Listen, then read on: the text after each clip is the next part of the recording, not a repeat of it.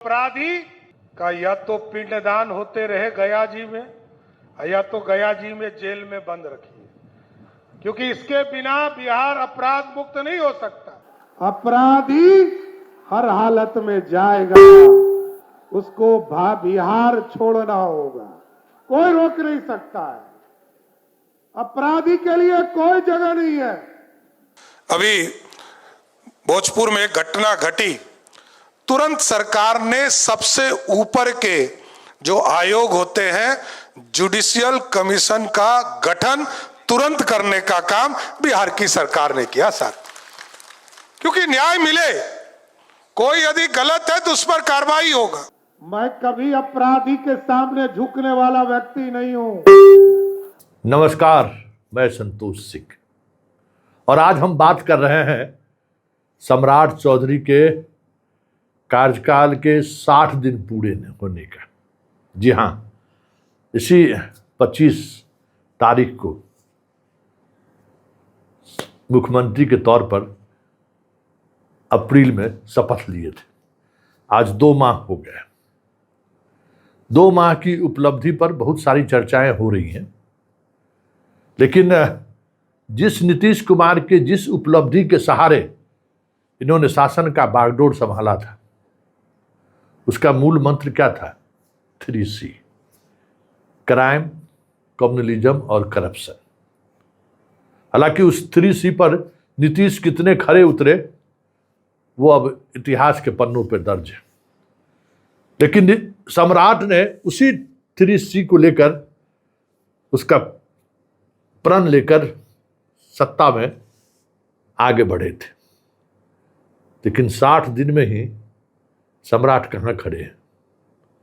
2C तो औधे मुंह गिर चुका है। अब देखना है कि तीसरे को लेकर क्या होता है। मुहर्रम आने वाला है, ठीक है ना। 2C का मतलब करप्शन, रिश्वतखोरी के मामले में तो इनकी भद पीट गई। सारे दावे इनके धरे के धरे रह गए। IS लॉबी ने जो चाहा वो करके दिखा दिया। बात क्राइम की करें तो क्राइम की क्या स्थिति है कहने की जरूरत नहीं है, लेकिन क्राइम रोकने को लेकर जो बड़ी बात वो कर रहे थे कि पिंडदान तय है। आरा की घटना ने इनको किस तरीके से तोड़ा है, चर्चा करेंगे इस पर भी। लेकिन शुरुआत हम करते हैं उनके उस प्रण की, जो प्रण सत्ता संभालते ही उन्होंने सार्वजनिक मंच से किया था। जरा सुनिए। जिस तरह नीतीश कुमार जी ने CCC, क्राइम और कम्युनलिज्म के साथ साथ इस इलाके में जो करप्शन का मामला है, इसको पूरी तरह समाप्त करना है। और करप्शन तभी समाप्त होगा और जब क्राइम तभी समाप्त होगा जब हमारी सरकार, हमारे लोग जगकर काम करेंगे। इसलिए अपराधी, जब भी अपराधी चुनौती देता है तो मैं जरूर पुलिस के आला अधिकारी को तभी मैं फोन करता हूं साथियों। ऐसे कभी मैं किसी का पैरवी नहीं करता हूं, लेकिन जब कहीं पर भी पुलिस को कोई चैलेंज करता है तो मैं जरूर फोन कर कहता हूं कि इसका जवाब 48 घंटा में देने का काम कीजिए, क्योंकि बिहार में सुशासन चाहिए। और सुशासन तभी होगा जब अपराधी का या तो पिंडदान होते रहे गया जी में, या तो गया जी में जेल में बंद रखिए, क्योंकि इसके बिना बिहार अपराध मुक्त नहीं हो सकता। वैसे 80% से 90% अपराधी तो हमको लगता है बिहार छोड़ के भाग गया है, और नहीं है तो तनी एड्रेस बताते रहिए। ये दोनों इलाज बिहार की पुलिस करते रहेगी साथियों, ये जरूर आश्वस्त करना चाहते हैं। सुन लिए, उन्होंने 3C पर बड़ी मतलब एकदम स्ट्रेस दे के कहा है कि इस 3C से हम समझौता नहीं करेंगे। और इसके लिए अपराधी को किसी भी हद तक जाकर पीछा करेंगे। बिहार छोड़ना होगा, अब नेपाल ही रास्ता बचा है। और नहीं छोड़े तो पिंडदान भी तय है। तो अपराधी और अपराध को लेकर किस तरीके का बयान ये देते रहे, जरा पहले इसको भी हम सुन लेते हैं। आपको आश्वस्त करते हैं, आपकी सुरक्षा के लिए सारी हदें पार करूंगा, लेकिन बिहार में सुशासन स्थापित करना है।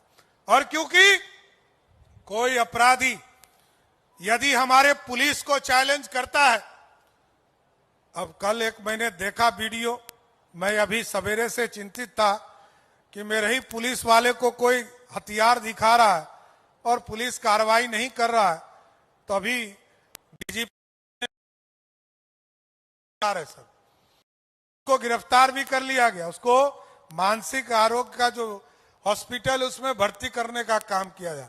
लेकिन जो अपराधी है उसको तो बिहार छोड़ना होगा, उसको कोई रोक नहीं सकता है। अपराधी के लिए कोई जगह नहीं है। अब तो नेपाल ही भागना पड़ेगा साथियों, और बिना नेपाल के कोई उपाय नहीं है। क्योंकि एक तरफ उत्तर प्रदेश में योगी बाबा है और बगल में बंगाल में शिवेंदु अधिकारी जो दादा है वहां बैठ गए हैं, और यहां सम्राट चौधरी बैठा है। कोई माइका लाल किसी भी कीमत पर बिहार में कानून के साथ खिलवाड़ नहीं कर सकता है। साथियों सुन लिए। अब आरा की घटना की भी हम चर्चा कर लेते हैं कि जिस घटना ने इनके तमाम स्टाइल या तमाम तरह के जो दावे थे उसकी हवा निकल गई। क्योंकि आरा की घटना को लेकर इनका बयान 4 दिनों के अंदर में जिस तरीके से पलटी मारा है वो हैरान करने वाला है। करप्शन, रिशुश्री का मसला पर हम चर्चा कर ही लिए हैं। करप्शन पर इस तरीके से सरेंडर बिहार के किसी मुख्यमंत्री ने नहीं किया था, किसी मुख्यमंत्री ने नहीं, जिस तरीके से सरेंडर कर गई है। आईएएस अधिकारी का नाम क्या सामने आया, लगा जिससे ये असहज हो गए गजब तरीके से। सिर्फ क्लीन चिट ही नहीं दिया, केस भी क्लोज कर दिया। क्या कहना है। तो करप्शन के मामले में चीजें सामने आ गई। कल जिस इंजीनियर के यहाँ छापेमारी किए थे, पता नहीं क्या किस तरीके के इनपुट लेकर गए थे छापेमारी करने, कुछ ऐसा निकला ही नहीं जिस पर कुछ बड़ी बात कही जा सके। लेकिन उस छापेमारी के सहारे नीतीश कुमार के करीबी ऑफिसर्स को ये संकेत देने की कोशिश इन्होंने जरूर की। लेकिन जिस तरीके से करप्शन पर सरेंडर, क्राइम पर सरेंडर कर रहे हैं, फिर जब सरेंडर बाबा ही नाम हो जाएगा, सम्राट सरेंडर, तो फिर बिहार चलाना कितना मुश्किल आप समझ सकते हैं। खैर, जरा उनका वो बयान सुनिए जो बयान आरा की घटना के बाद अति पिछड़ों को संबोधित करते उन्होंने कहा था, कुछ भी दबाव बना दीजिए लेकिन हम झुकने वाले नहीं हैं। जरा वो बयान सुन लीजिए। और आज आरा की घटना पर क्या बयान दिए हैं, जरा उस बयान को भी सुन लीजिए, तब आपको लगेगा कि सम्राट किस तरीके से 360 डिग्री पर यू टर्न किया है। और हम तो आपको आश्वस्त करते हैं, जब तक सम्राट चौधरी आपका भाई यहां मुख्यमंत्री है, कोई माइका लाल आपको छू भी नहीं सकता है। एकदम स्पष्ट रहिए, मैं कभी अपराधी के सामने झुकने वाला व्यक्ति नहीं हूं। अपराधी हर हालत में जाएगा, उसको बिहार छोड़ना होगा, कोई रोक नहीं सकता है। अपराधी के लिए कोई जगह नहीं है। ये बिहार है, कितना भी सोचो, कितना भी अपराधी के पक्ष में रहो, कुछ नहीं फर्क पड़ता है। सम्राट चौधरी हर हालत में बिहार को अपराध मुक्त बनाएगा, इसमें कहीं दो मत नहीं है। कोई गलतफहमी में मत रहना साथियों। और ये अति पिछड़ा समाज जिसकी आबादी 35-36% है, उसका तो मैं अंगरक्षक हूं, कोई माइका लाल छू नहीं सकता है। मैं जानता हूं, लंबे समय से बिहार की राजनीति में हूं।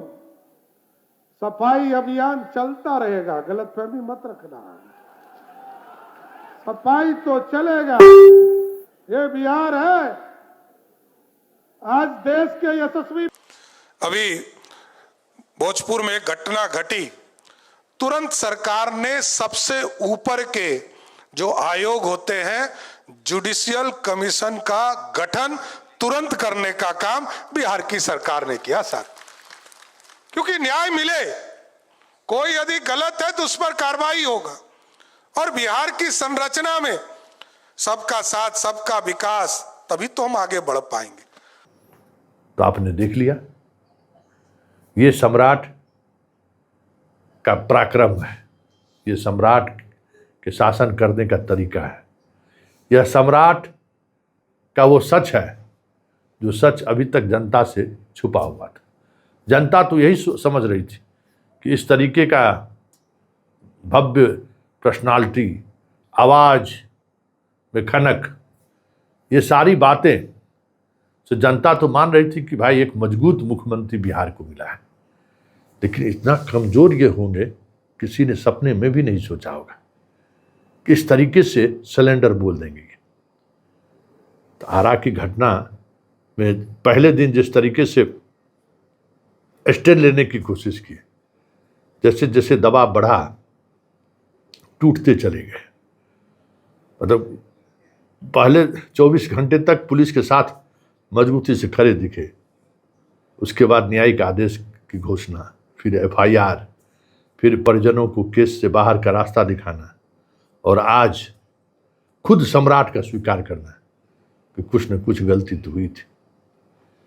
मतलब क्या है कि इनका जो पिंडदान का जो घोषणा था, अब उस घोषणा के साथ बिहार की कोई पुलिस खड़ी होगी क्या? क्योंकि यह तय करना मुश्किल था या मुश्किल है कि हम जो गोली चला रहे हैं उस गोली चलाने का मतलब क्या होगा।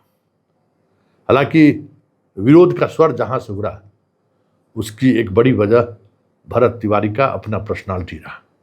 भरत तिवारी कोई अपराधी नहीं था, वो भ्रष्टाचार के खिलाफ हथियार उठाया था, वो बालो कारोबारियों का जो लूट चल रहा था उसके खिलाफ हथियार उठाया था, वहाँ का जो SDM है, सिविल SDO है, उसके खिलाफ, उसके भ्रष्टाचार के खिलाफ आवाज़ उठाया था। उसको भी सम्राट इसी तरीके से नाप देने की तैयारी में दिख रहे थे।